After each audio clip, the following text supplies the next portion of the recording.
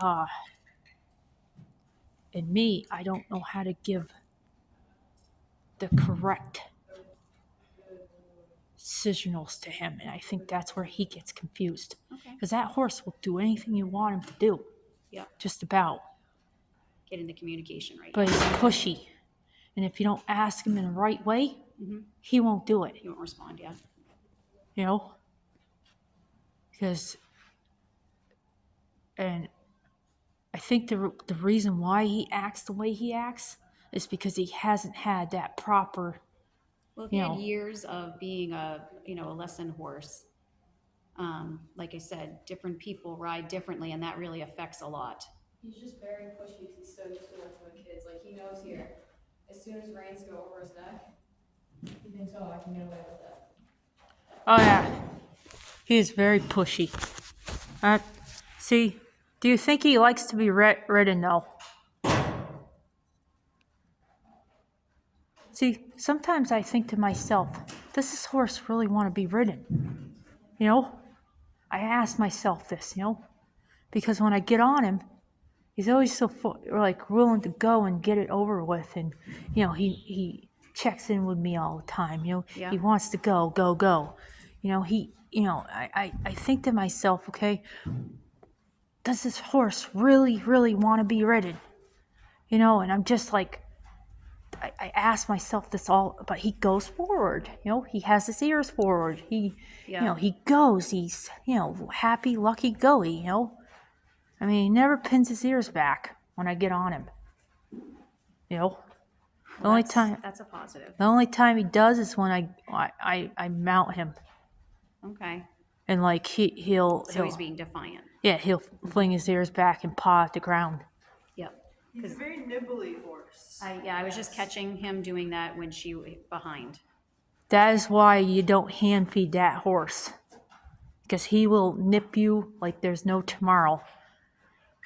He was doing that. We had to take away the treats. You have to understand, one thing to think about is, so you've had him a year and a half, you said about? Yep. Yeah, so prior to that, for all those other years, he was in lessons with a combination of different people and different habits that he got away with. So it's a matter of positive reinforcement and getting him to do what you're asking, and that he understands that that's what you're asking of him, and he needs to, respond with obedience, but in a positive. You don't want it to be forced, because then you're just going to end up continuously butting heads. See, he's listening to her.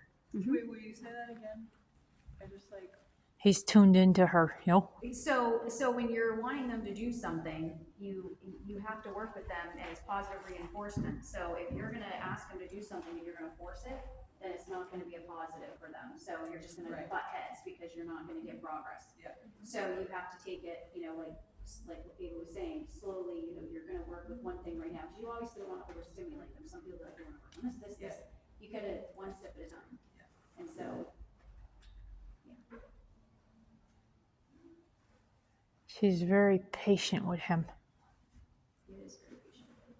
He had an Arabian, and that was her first horse, and that was very hot horse and he had a lot. I mean, she was a diamond in the rough, and she is amazing now. I mean, she's a push-button pony, but it was a lot of time invested in her, and Ava did a lot of groundwork with her. I mean, desensitizing her with so many different situations.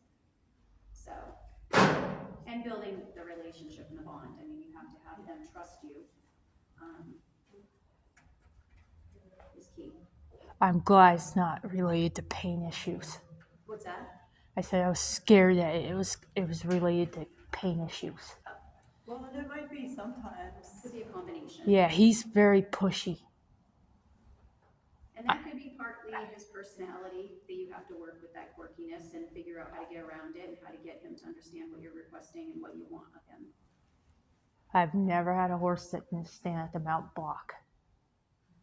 The last 3 horses I've leased have stood at the mount block. My first horse stood at the mount block. Okay.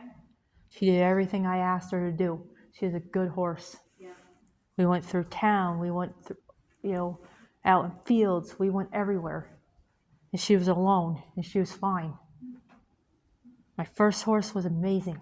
Yep. She's been at a camp, but they really worked with her. They really done a lot with her. Yep. She did jumping. She did all like massage. She did everything. That horse has been that horse has seen everything. And I got her when she was 20.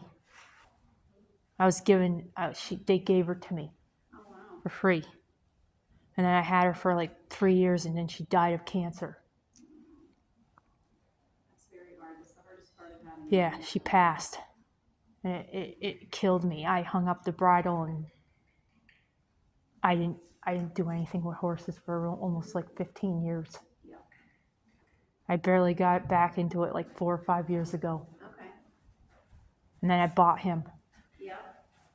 And I never thought I'd buy another horse. Yeah. And I definitely didn't think I'd get a white horse. But he fell in my hands. I couldn't. What? I said it was meant to be. I couldn't walk away from him. I had to help him. Every bone in my body told me to. And I believe that he's capable of doing more than he's doing. You know? Just time, yeah. Yeah. I believe that he can be unstoppable. He's very desensitized. He is. Very desensitized. He's very Normally chill. when you bring that flag His around body any language is horse, relaxed. gone. Normally if you brought a flag around the horses, like they respond off the lowest pressure. Takes him a lot of pressure to respond, so I just need to teach him more pressure. Because normally